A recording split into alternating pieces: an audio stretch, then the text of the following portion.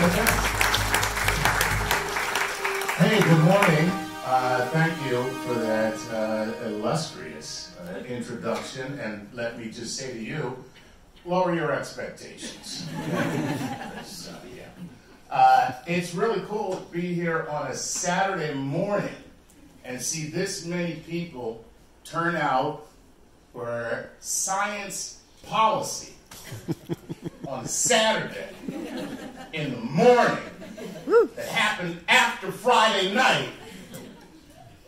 You guys, you really are nerds, man. Which is great. I love that. My intersection is where entertainment, science, and communication kind of intersects in a Venn diagram. And science, as you guys know, is just incredibly exciting. I mean, it's really thrilling and exhilarating to see the kind of discovery that happens in your own brain when you start to become scientifically literate. I don't have to tell you guys any of that because you're already there. I think that's where we have kind of a disconnect with the general public. It's funny, you would never go to a cocktail party and as someone would say, hey, have you read the latest? You would never say, oh, I don't read. Sorry, I can't read. That's just something I never did. But it is perfectly okay to say you're not scientifically literate. It's perfectly fine. People have no problem with it. No problem at all. You know what I mean? You bring up anything about, you know, the cosmos, or you bring up anything about, like, you know, biology, and people are just like, yeah, you know, that stuff, man, that's just crazy. That's some crazy stuff, right? And then they move on. And that is because we have, in our society, made it so that it is acceptable to discount science and to say that it isn't as important, or more importantly than that, to say that it's hard. And anything is hard if you're not interested in it. Anything is hard if you're not interested in it. You know, policy, the importance of policy is this. If you're a politician, what you call policy is a course of action or a principle. The decision that we're going to make for a course of action or the enactment of a principle, that's policy, okay? But if you are just the regular person, policy is the stuff that they do that affects my life. That's really what policy is. The stuff those guys do that affects my life. And that is why it is important that we not only have good policy, but we have good policy communication. Because when people don't understand why something is being done, and you're doing that something with their money, they tend to get a little perturbed. And they tend to resist, even though they don't know what they're resisting. Just the fact that I don't know what you're doing, but you're doing it with my money, makes me go, wait, you're not doing that. Okay? I know this because I have teenage children who ask me for money. And the first thing I say is, what do you need it for? And the reason is, in my mind, you could use my money for actually frivolous, you could fritter it away on things that you think important that I absolutely abhor and despise. And that's not a good thing. Not for me, because it's my money. And that's the way people think about government. And so what they say mostly is, oh, it's government waste. That's what, oh, the big deal, government waste. The truth is, a lot of what we call government waste on one side, it's just something that somebody doesn't understand on the other side, okay? For instance, right now in our city government here in New York, there is a debate about the resiliency plan for New York City, resiliency and mitigation, okay? You're talking about a couple $1 billion right? Go out on that street right now and ask anybody if they know anything about it. Nobody walking down the streets of New York knows anything about this. But yet, billions of their tax dollars are about to go to work to make sure that we are in a position to handle the kind of catastrophe that we experienced during Sandy, which, by the way, I'm sure you guys already know this, we're in no position to handle. None. It's frightening. It's frightening the lack of action that has happened since the last worst storm that we have had. And of course, any of you who know anything about climate knows that the predictive models for the next storms are much worse. Why am I so excited? This is frightening. But the fact is that that is a failing of government. And this is where you come in, okay? So let me go and see what my next little point is here, because this is, I have to say, I know now why they use a projector.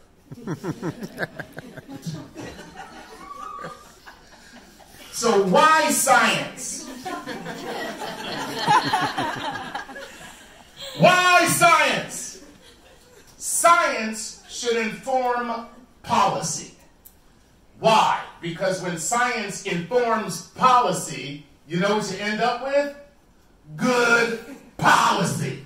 It is that simple. You should have it in your purview as part of your goal as a scientist. Whether you work with Nancy and Artie, or whether you are just someone who wants to influence someone else, it should be a part of your goal as a scientist to understand how to get people to understand what you understand. You understand me? And I say that because what you know, okay, let's just put it this way. If we were living in medieval times, and all of you in this room know exactly what you know right now, you would all be wizards. Nothing's changed.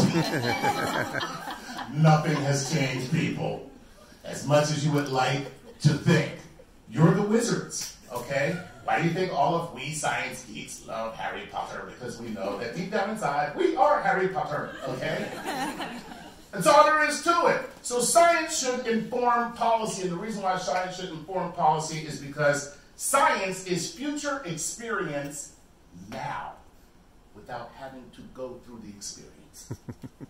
That's the scientific method, right? Isn't that what it is? So for instance, let's take climate for example, okay?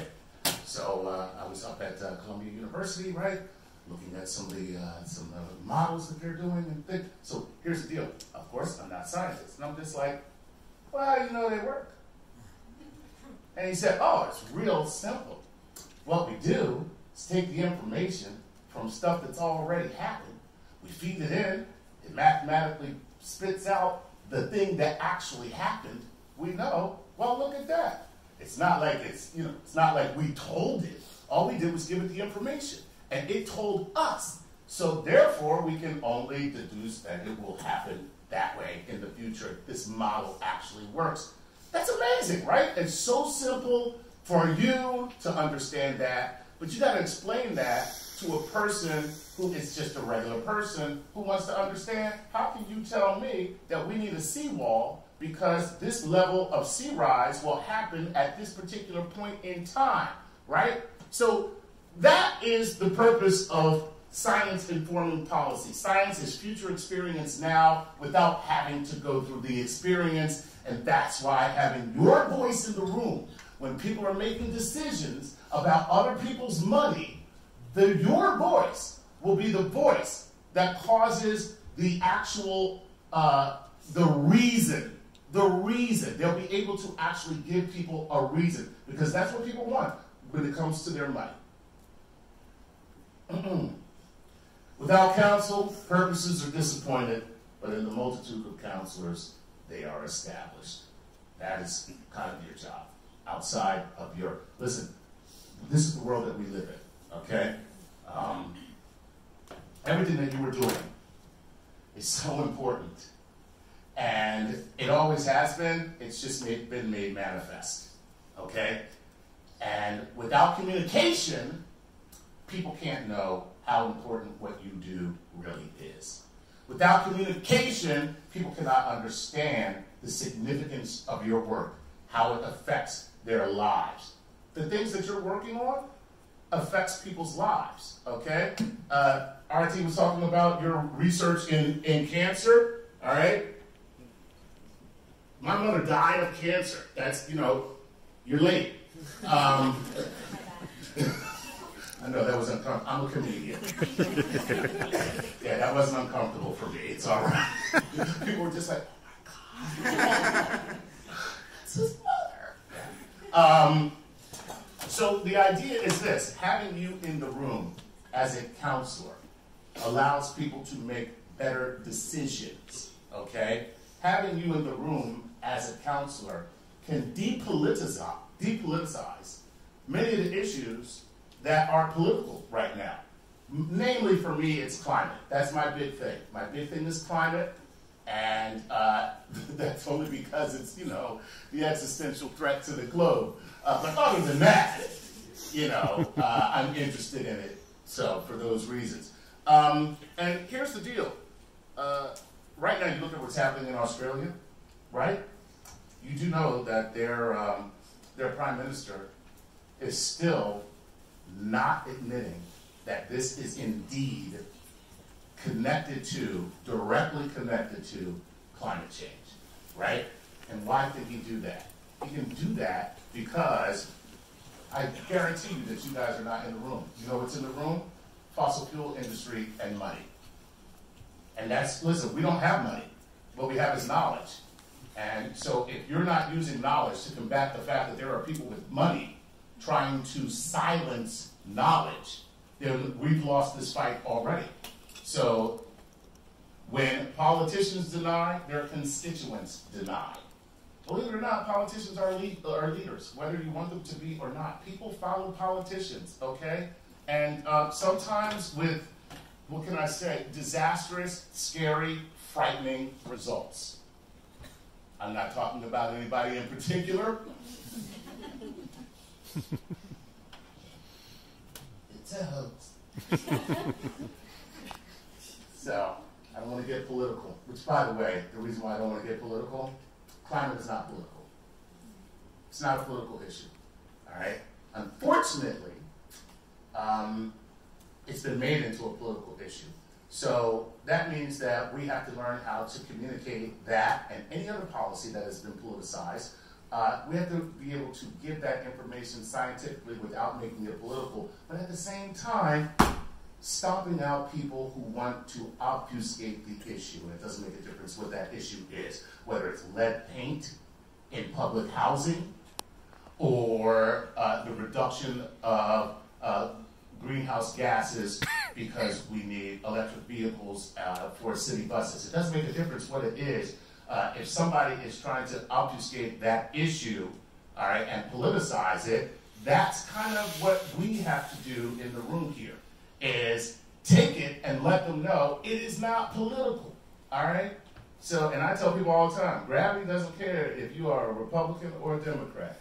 Step off the 6th floor of any building, and you will find out how bipartisan gravity is. So, marketing matters, people. This is really what I'm talking about. Science has to be marketed.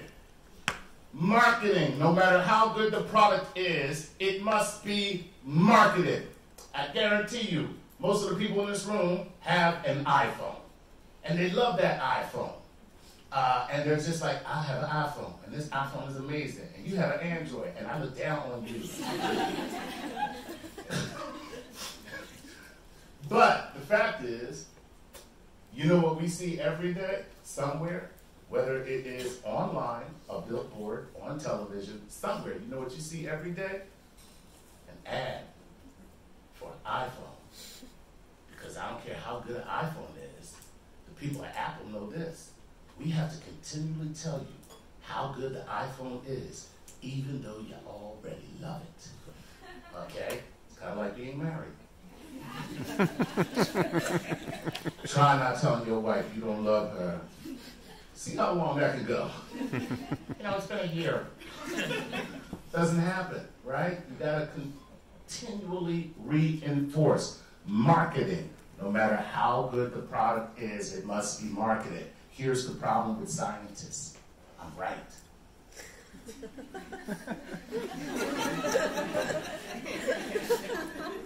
Mic drop, bitches! Because I'm right! I don't need to market. I don't need to prove to you. The science is there. The science. The science has spoken for itself. So let it be written. So let it be done. Doesn't work, people.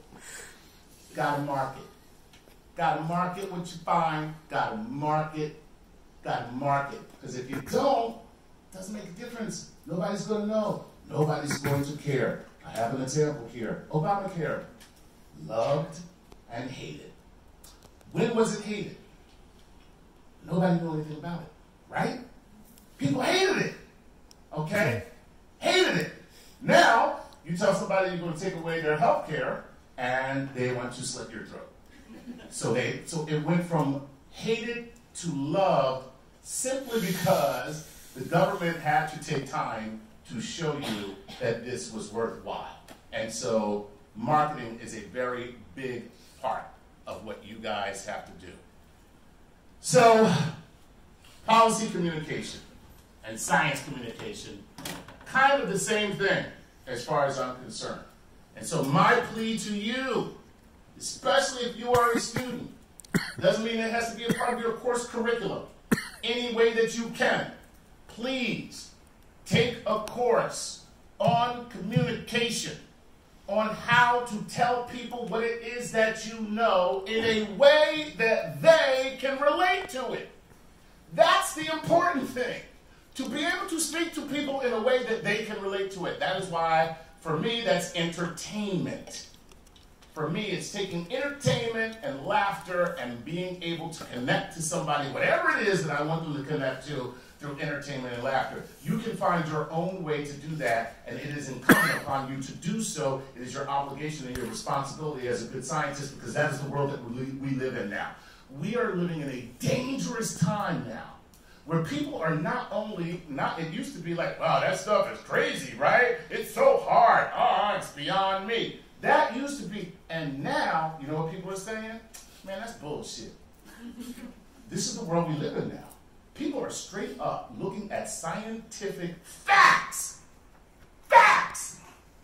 and saying, nah, but what about, and it's like, no, you're an idiot. How about that? You know, but you can't say that, right? Because now they shut down and the conversation is over. So what do you have to do? You have to have a plan to be able to speak to people about the importance of what you do and what you're doing. It's probably the most important thing in the world right now because of the world in which we live. And I'm going to end with this. I just went from, did you see what I did there?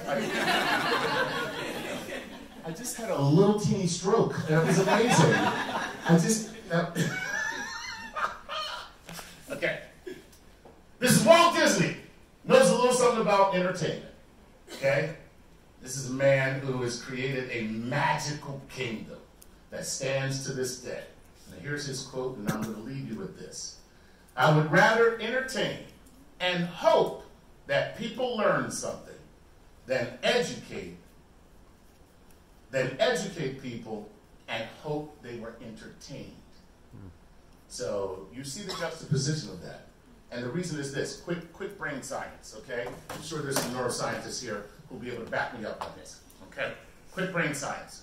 You learn things and absorb things a hell of a lot easier and retain them longer when you are entertained. The positive experience of being entertained, laughing, loving something, that experience, that emotional connection to the information that you are receiving actually releases a little bit of dopamine into your brain, okay? So then the information now becomes a little bit of a drug. So before you know it, you're just walking around, shaking and looking for ways to find information at a party, buy it in a little baggie, you know what I mean, and have information parties. No, I'm joking. The idea here is that we are actually designed to receive information, to be excited by information, and that causes us to want more information. So that is the challenge that I give to you today, okay? I hope you receive it in the spirit in which it is given, which is love and admiration. And thank you.